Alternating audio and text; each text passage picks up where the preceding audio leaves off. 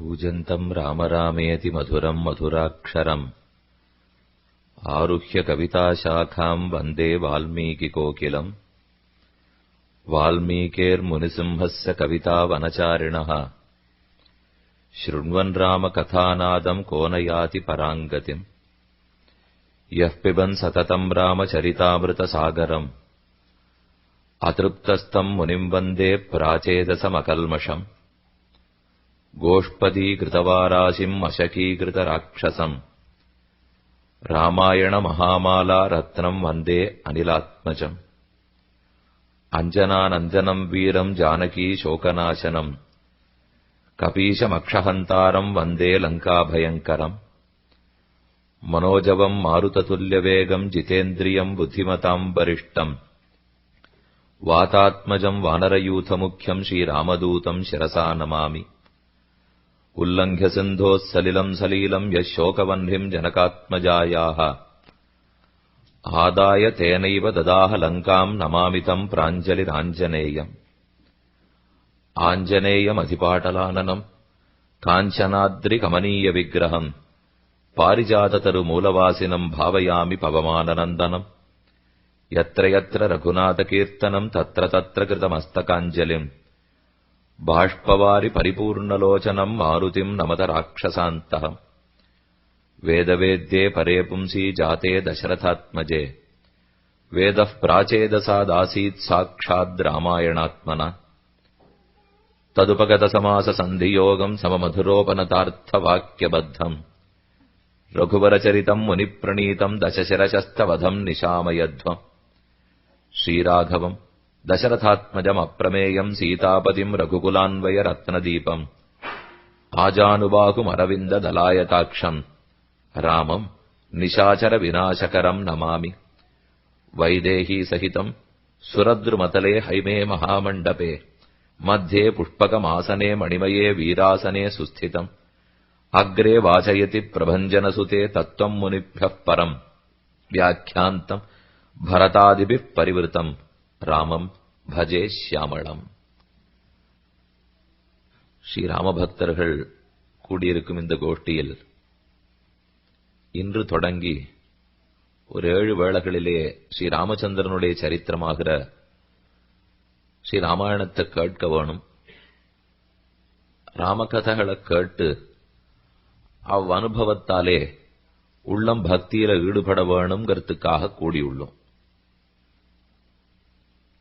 நம்முடைய பாரத தேசத்தின் ஆதாரமாக விளங்குபவை வேத வேதாந்தங்களும் வேத உபபிரம்மணங்களான இதிகாச புராணங்களும். ரிக் யஜு சாம அதர்வங்களாகிற 4 வேதங்கள் உயிர் நாடியாய் ஓர் மனிதன் எப்படி தன்னை நடத்திக் கொள்ள வேணுங்கிறதை நமக்கு எடுத்துரைக்கும். ஆத்மாவை பற்றியும் பரமாத்மாவை பற்றியும் உலக இயல்புகளையும் சாஸ்திரமே நமக்கு சொல்லும். வேதங்களை சாஸ்திரம் என்று சொல்லுகிறார்கள். சாசனாது சாஸ்திரம், இன்னதைச் செய் இன்னதைச் செய்யாதே அப்படின்னு நமக்கு சொல்லிக் கொடுக்கிறபடியாலே சாசனம் பண்றபடியால தான் அதுக்கு சாஸ்திரம்னே பேர். இன்னதைச் செய்யாதேன்னு சொல்லிட்டா கூட அதை யாரான ஒருத்தர் பண்ணி காமிச்சாதானே நமக்கு பண்றது சுலபம். அதுக்காகத்தான் பகவானே அவதரிக்கிறான். சாஸ்திரத்தில் ஏதேது சொல்லப்பட்டிருக்கிறதோ அதத்தனை தானே பிறந்து முன்னோடியாக இருந்து நடத்தி காட்டுகிறான். அப்ப அவனை பார்த்து தெரிஞ்சுக்கணும், வேதங்களை படித்து தெரிந்து கொள்ள வேண்டும், புரிந்தபடி நடக்க வேணும். இந்த ஆசைதான் எம்பெருமானுக்கே. அதனாலே வேதோபிரம்மணார்த்தாய தாவக்ராஹயத பிரபு என்று சொல்லுவார்கள். வேதத்துக்கு உபபிரம்மணங்களை சிருஷ்டிக்க வேணும் அப்படின்னு பெருமான் ஆசை கொண்டார். வேதத்தை மட்டும் வாசிச்சுட்டா மேற்கொண்டு சரிவர அர்த்தம் புரியாத பட போறதே. அது நன்னா புரிஞ்சுக்கணுங்கிறதுக்காகத்தான் பகவானே அவதரிக்கிறான். அவதரித்து அவர் பண்ணத்தெல்லாம் எழுதி வைக்கணும் இல்லையோ, அப்பதானே பிற்பட்டோர்களுக்கு அது கிட்டும். இப்ப ரிஷிகள்லாம் என்னத்துக்கு அவதரித்தார்கள்? அவரவர்கள் இந்த புஸ்தகத்தை எழுதினபடியாலே தான் மோட்சத்துக்கு போனாங்கிறது இல்லை. அவர்கள் தங்களுக்கு இருக்கிற ஞான பக்தி வைராக்கியத்தாலே அவசியம் மோட்சம் அடைந்திருப்பார்கள். ஆனா எதுக்கு பல புஸ்தகங்களை எழுதி வைத்தார்கள்னா, பிற்பட்டோர் வாழ வேணுங்கிறதுக்காக. நமக்கு இன்னைக்கு ஒண்ணுமே கிடைக்காமலே போயிருக்கும் இல்லையோ, அது கூடாதுங்கிறதுக்காகத்தான் ரிஷிகள் சேர்த்து எழுதி வைத்துள்ளார்கள். அதத்தான் இதிகாச புராணங்கள்னு சொல்றோம். பகவான் அவதரித்து என்னென்னலாம் சேஷ்டிதங்கள் பண்ணி இருக்கிறாரோ அது அத்தனையும் எழுதி வைக்கப்பட்டுள்ளது இதிகாசங்களாலும் புராணங்களாலும். இதிகாச புராணங்களுக்கு உபபிரம்மணங்கள் அப்படிங்கிற பேர் உண்டு. அதாவது வேதத்துக்கு உபபிரம்மணங்கள், வேதத்தினுடைய அர்த்தத்தை இன்னும் தெளிவாக புரிய வைக்கும் அவை, அந்த அர்த்தத்தை நாம நடக்கும்படி சொல்லிக் கொடுக்கும் அவை. இதில் இதிகாசங்களுக்கும் புராணங்களுக்கும் ஒரு சிறு வேறுபாடு உண்டு. இதிகாசங்கள் ரெண்டு நமக்கு தெரியும். ராமனை பத்தி சொன்னது ராமாயணம், பகவான் கண்ணனை பற்றி சொன்னது மகாபாரதம். இந்த ரெண்டு இதிகாசங்கள். புராணங்கள் மொத்தம் 18 புராணங்கள். சாத்விக புராணங்கள் 6, ராஜச புராணங்கள் 6, தாமச புராணங்கள் 6. இதிகாசத்துக்கும் புராணத்துக்கும் வேறுபாடென்னால், கதாபாத்திரங்கள் வாழ்கிற காலத்திலேயே எழுதப்பட்டவை இதிகாசங்கள். ஆனா புராணம்னா கதை நடந்து முடிந்த பிற்பாடு எழுதப்பட்டவை. அவர் இருக்கணுங்கிற தேவையில்லை. அப்படின்னா கண்ணன் இருக்கும்போதே மகாபாரதம் எழுதப்பட்டது, ராமன் இருக்கும்போதே ராமாயணம் எழுதப்பட்டது. ராமன் இருக்கார், அவர் ஆண்டுட்டு தான் இருக்கார். ஆனா அவரை பத்தின சரித்திர தத்தனை வால்மீகி எழுதிட்டார். அப்போ பாட்டுடை தலைவன், தமிழ்ல சொல்ற இல்லையோ, இந்த பிரபந்தத்தால ஆர் பாடப்படுறாளோ அவர்களுக்கு தான் பாட்டுடை தலைவன் பேர். அந்த தலைவன் இருக்கும்போதே எழுதப்பட்டால் அது இதிகாசம். அந்த கதையெல்லாம் முடிஞ்சு எல்லாரும் புறட்டு போனப்புறம் எழுதப்பட்டால் அத புராணம்னு சொல்லுவார்கள். புராணங்களை காட்டிலும் இதிகாசங்கள் பிரபலங்கள். அதாவது அதை காட்டிலும் இது முக்கியத்துவம் வாய்ந்தவை. ஏன் இப்படி சொல்றோம்னா, ஒரு ஸ்லோகம் சொல்றேன்.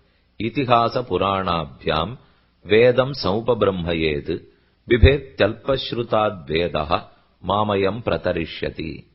இதிகாச புராணாபியாம், இதிகாசம் புராணம் இந்த ரெண்டுத்தினுடைய அர்த்தத்தை தெரிஞ்சுக்காமல் யாரானும் வேதார்த்தத்தை மட்டும் புரிஞ்சுக்க பார்த்தால் அப்ப வேதம்ங்கிற மாதா ரொம்ப கலங்கி போடுவலாம். நம்ம அர்த்தத்தை ஒருவேளை இவன் தப்பா சொல்லிடுவனோ, இதிகாச புராணத்தை வாசிக்காமலே இதுக்கு வரானே அப்படின்னு வேத மாதா அஞ்சுகிறாள்னு இந்த ஸ்லோகம் சொல்றது. இதிகாச புராணாபியாம் வேதம் சௌபபிரம்மயேத். இந்த ஸ்லோகத்துல பார்க்கிறச்சே ஒரு சம்ஸ்கிருத சட்டத்தின்படி பார்த்தால் ஒரு சிறு மாறுதலுக்கு இது உட்படணும். ஏன்னா அல்பாச்சிதரம் பூர்வம்னு ஒரு சூத்திரம். பாணினிங்கிறவர் வியாக்கரண சூத்திரங்கள்லாம் சாதித்தார்னு கேள்விப்பட்டிருப்பேன். எந்த பாஷையிலுமே இலக்கணம் முக்கியம், இலக்கியம் முக்கியம், இலக்கணம் முக்கியம். வியாக்கரணம் தெரிஞ்சுட்டா தானே நம்மால சரியா சொல்றோமா, 4 வார்த்தை ஒழுங்கா கோக்கறமான்னு புரியணுமே. அதனாலே பாணினி பகவான் தான் எல்லாத்துக்கும் பிதா. அவர் சூத்திரம் எழுதினார். பாணினி சூத்திரத்தை வச்சுன்னுதான் சம்ஸ்கிருதத்தை நாம வாசிக்கிறதுக்கே முடியும். அவர் சொல்றார் அல்பாச்சிதரம் பூர்வம். இப்ப 2 சப்தங்களை ஒரு ஸ்லோகத்துல பிரயோகப்படுத்தணும்னு வச்சுங்கோ. அதுல எதை முன்னாடி வைக்கணும், எதை பின்னாடி வைக்கணும்? இப்ப மாதா பிதா அப்படின்னு சொல்றோம். பிதா மாதான்னு சொல்லணுமா, மாதா பிதான்னு சொல்லணுமா? அதுக்கு ஒரு சட்டம் சொல்றாரு அவர். ஒரு ஸ்லோகத்துல 2 சப்தங்கள் சமமாக பிரயோகப்படுத்தப்பட வேண்டும் என்னால் அப்போது அச்செழுத்து குறைவாக எந்த சொல்லில் உள்ளதோ அதை முன்னாடி சொல்லு, அச்செழுத்து அதிகமாக எதுல இருக்கோ அதை பின்னாடி சொல்லுங்கிறார். பூராண 3 இருக்கு, ஈதிஹாச 4 இருக்கு. அப்ப இந்த ஸ்லோகம் எப்படி திரும்ப வந்திருக்கணும்? புராண இதிஹாசாபியாம் வேதம் சௌபபிரம்மயேத் இதான் ஸ்லோகம் இருந்திருக்கணும். ஆனா ஸ்லோகம் இதிஹாச புராணாபியாம் இருக்கு.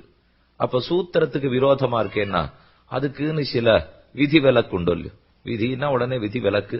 நம்ம விதி விலக்கியே எப்பவும் முடிச்சு கூடாது, விதிதான் வச்சுக்கணும். முடியாத பொழுது வேணா விதி விலக்குக்கு போலாம். அல்பாச்சிதரம் பூர்வம் அப்யர்ஹிதம் அடுத்த சூத்திரத்துல சொல்றார். அப்படி சொல்ல வேண்டிதான்.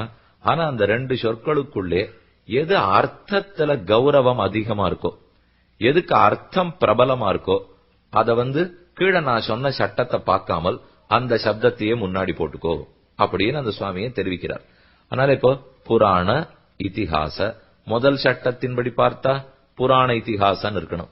ஆனா 2ஆம் சட்டத்தின்படி தான் இந்த ஸ்லோகம் இருக்கு. இதிகாச புராணாபியாம் எப்ப இருக்கோ அப்ப முதல் சட்டத்தை மீறுடுத்து அப்படின்னு என்ன தெரிஞ்சுக்கணும்? புராணங்களை விட இதிகாசங்கள் அர்த்தத்தில் உயர்ந்தவை என்று புரிஞ்சுக்கிறோம். அதனால இதிகாச புராணாபியாம் வேதம் சௌப பிரம்மையே பிபேத்யல்பஸ்ருதாத் வேதா மாமயம் பிரதரிஷ்யதி. அந்த இதிகாசங்கள் 2. அதிலேயும் மகாபாரதத்தை விட ஸ்ரீராமாயணம் பிரபலம். புராணங்களை விட இதிகாசமே பிரபலம். அந்த இதிகாசங்கள்ல மகாபாரதத்தை விட ஸ்ரீராமாயணத்துக்கு ஏத்தந்தான். ஏனெனில் மகாபாரதம் கண்ணனை பத்தி சொல்றதுன்னு ஒன்று 18 பருவத்திலையுமா சொல்றது இல்லையே. எங்கேயோ யாராரோ பிறந்து எங்கெங்கயோ வளர்ந்து அத்தானா கதை மகாபாரதத்துல உண்டு. ஆனா ராமாயணத்தை எடுத்துட்டா முதல் சர்க்கத்திலேருந்து கடைசி சர்க்கம் வரைக்கும் ராமன் உண்டு இல்லையோ, அதுல குறவில்லை. ஆனா 18 பருவங்கள்ல கண்ணன் இருக்காருன்னு சொல்ல முடியாது, விட்டு போச்சு. அதனாலே அவருக்கே சந்தேகம், வியாசாச்சாரியருக்கே, நாம இப்படி போய் ஒரு மகாபாரதம் எழுதிவிட்டமேன்னு வருத்தம் தீரத்தான் பாகவதமே எழுதினார் அவர். என்ன இதை எழுதிட்டு யார் யாருக்கு அதையோ சொல்லிட்டேன், சொல்ல வந்ததை விட்டுட்டேன். எங்களுக்கெல்லாம் உபன்யாசம் தலைப்பு போட்டு பாருங்க, அநேகமா அதுல சொல்ல மாட்டோம், ஏதோ சொல்லிட்டு இருப்போம். அங்கங்க சுத்தி அடிச்சுட்டு கடைசியில 8:30 மணிக்கு முடிய போறச்சே 8:25க்கு தலைப்பு ஒரு தரம் சொல்லிடுவோம். சொல்லியாச்சுன்னா முடிஞ்சு போச்சு உபன்யாசம் அப்படின்னு வச்சுக்க வேண்டியதான். அதனால அந்த மாதிரி இப்ப பண்ணிருக்கலாம். அவர் வேதவியாசர். சம்யங் நியாயகலாபேன மகதா பாரதேனச்ச உபபிரம்பித வேதாய நமோ வியாசாய விஷ்ணவேனுட்டு விஷ்ணுவே வியாசாச்சாரியராக அவதரித்தார். ஆனாலும் ஏதேதோ கங்கையை பத்தி, காங்கேயனை பத்தி, அம்பிகை, அம்பாலிகை அவா சண்டை போட்டது என்னென்னமோ கதை. அவருக்கே தோணி போச்சு, இத்தனை நான் எதுக்கு சொன்னேன், இப்ப இதை வச்சுன்னு யாரும் மோட்சம் போறது இல்லை, நான் என்னத்துக்கு அதெல்லாத்தையும் சொன்னேன்னுட்டு மாற்றி பாகவத மகாபுராணத்தை இயற்றினார். அந்த குறைபாடு ராமாயணத்துக்கு இல்ல பாருங்க. என்ன சொல்ல வந்தாரோ அத முதல்ல இருந்து கடைசி வரைக்கும் அப்பழுக்கு இல்லாம சொல்லிட்டு போயிட்டாரோ இல்லையோ. ராமாயணத்தை ராமன் தொடங்கினார், ராமனோடையே முற்று பெற்று வைத்தார். அதனாலேயே வால்மீகி ராமாயணத்துக்கு நம்முடைய பாரத தேசத்தில் ஒரு தனிச்சிறப்பு. இன்னொன்னு, 2மே பகவத் அவதாரம் தான், ராமனா இருக்கட்டும் கண்ணனா இருக்கட்டும். ஆனா 2 பேருக்கும் ஒற்றுமையும் நிறைய உண்டு, வேற்றுமையும் நிறைய உண்டு. ஒருத்தர் சூரிய குலத்துல பிறந்தார் ராமன், ஆனா சந்திரவம்சத்துல பிறந்தவன் கண்ணன். ராமனோ அரண்மனையில பிறந்தார், கண்ணனோ சிறைச்சாலையில பிறந்தார். ராமன் பகல் வேளையில பிறந்தார், கண்ணன் ராத்திரி வேளையில பிறந்தார். ராமன் நவமியில அவதரித்தார், கண்ணன் அஷ்டமியில அவதரித்தான். ராமனுக்கு எப்போதும் எல்லாமே ஒன்று, பிறந்த இடம் ஒண்ணு, வளர்ந்த இடம் உண்டு, ஆண்ட இடம் ஒண்ணு, புறட்டு போன இடம் உண்டு. கண்ணனுக்கு அத்தனையுமே வேற. பிறந்த இடம் மதுரை, வளர்ந்தது கோகுலம், வாழ்ந்தது துவாரகை, புறப்பட்டது பிரபாச தீர்த்தம்.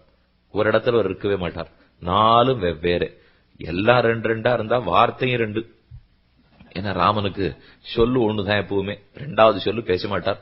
ஆனா கண்ணனோ மாலாய் பிறந்த நம்பியை மாலை செய்யும் மணாளனை ஏலா பொய்கள் உரைப்பானை இங்கே போத கண்டீரேன்னு ஆண்டாள் பிரார்த்திக்கிறார். அவளுக்கு தான் உண்மை தெரியும், கைப்பிடித்த மனைவி ஆண்டாள். அதனால அவ சொன்னபடிதான் நாம கேட்கணும். இந்த பொய் சொல்ற பிள்ளை கண்ணனை எங்கேயானு பாத்தீளா அப்படின்னு ஆண்டாளே பாசுரத்துல கேட்கிறாளோ இல்லையோ. ஏன் அவர் ஆரம்பத்திலேருந்து கண்ணனை சுமாராவே பேசிட்டு இருக்காருன்னா, நீங்க கூட்டுக்கிறது ராமாயணம் சொல்ல, பாகவதம் சொல்ல கூப்பிடல. நீங்களே என்னைக்கான கிருஷ்ணானுபவத்துக்காக கூப்பிட்டீங்கன்னா அப்ப ராமனை விட கண்ணன் எப்படி வசத்தின்னு சொல்லுவோம். போட்டி ஒண்ணும் இல்லை. இப்போ 2ம் அனுபவம், அதற்காகத்தானே பார்க்கிறோம். இது 2மே பகவானுடைய அனுபவத்துக்காகத்தான் பார்க்கிறோம். அதனால ஒரு பக்கத்தில் கிருஷ்ணானுபவம் அப்படி, இது ராமானுபவம். கண்ணனுடைய கதை மட்டும் இல்ல மகாபாரதத்திலே, ஆனா ராமனை பற்றியே முழுதும் சொல்லியிருக்கிறபடியால் ஸ்ரீ ராமாயணத்துக்கு ஏற்றம். அதோடு மட்டுமல்ல, கண்ணனை பத்தி இருந்ததுன்னா கூட ருக்மிணி பிராட்டிய பத்தி நிறைய இருக்கான்னு இல்லையே. மகாபாரதத்துல பெரிய கதை இல்ல. கண்ணனுடைய சிஷ்யர்கள், கண்ணனுடைய பக்தர்களை பத்தி ஏதான் நிறைய எழுதியிருக்கா இல்ல. அந்த மாதிரி எல்லாம் குறைபாடுகள். ஆனா ஸ்ரீராமாயணம்னு எடுத்துட்டா ராமனுக்கு விட ஒரு படி மேல சீதாதேவியினுடைய சரித்திரம் இல்லையோ, அவளை பற்றி சேர்த்து இருக்கிறபடியாலே ஸ்ரீராமாயணம் மகாபாரதம்ங்கிறோம். அப்படி ஒண்ணும் ஸ்ரீ மகாபாரதம்னு வார்த்தையில இருக்கிறதா தெரியல. ஆனா ராமாயணம்னா ஸ்ரீமத் ராமாயணம், ஸ்ரீராமாயணம்ங்கிறமே. ஏன்னா ஸ்ரீ இருக்காள, சீதை முழுக்க அதுல இருக்கிறபடியாலே தான் விடாம ஸ்ரீமத் ராமாயணம் ஸ்ரீராமாயணம்னு சொல்றோம்.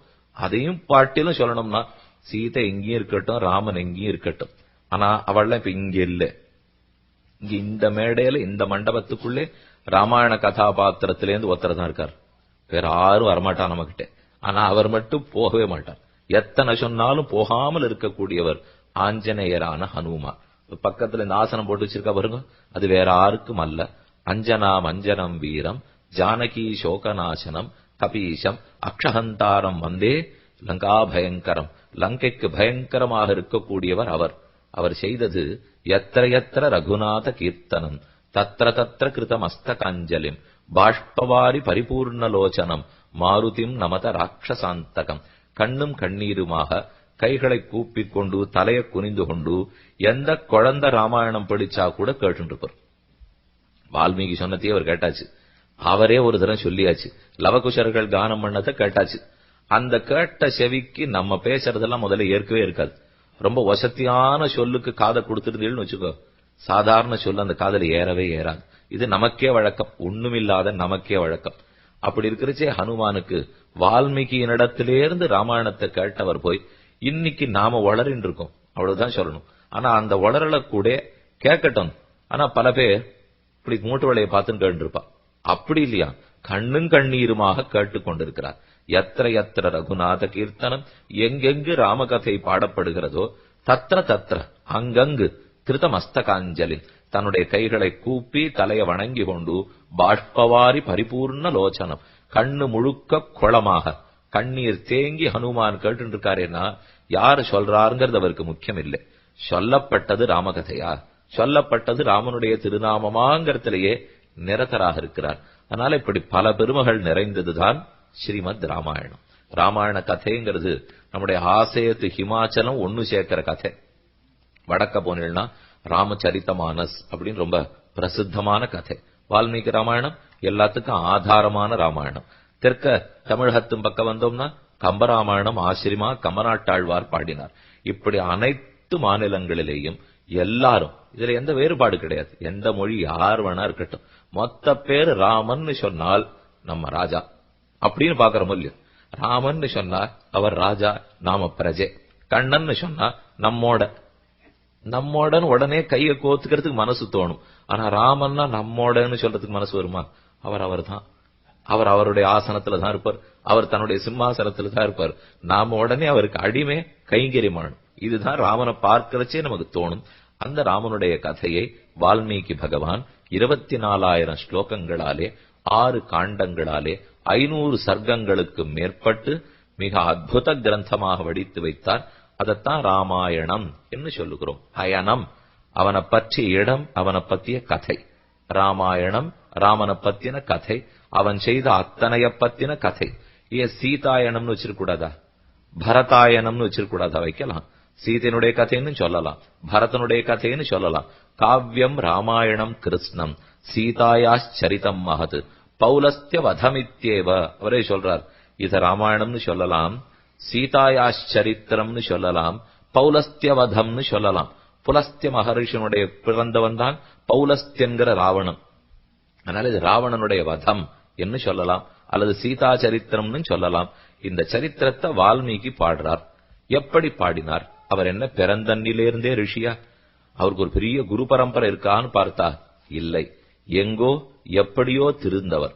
ஆனா அவர் அப்படி திரிந்தவரை திருத்தி கொண்டு வந்து பகவான் தன்னுடைய உயர்ந்த ரகசியமாகிற சாஸ்திரத்தையே பாட வைத்துள்ளார். அவர் எப்படி இருந்தாருங்கிற கதை எல்லாருக்குமே தெரியும்.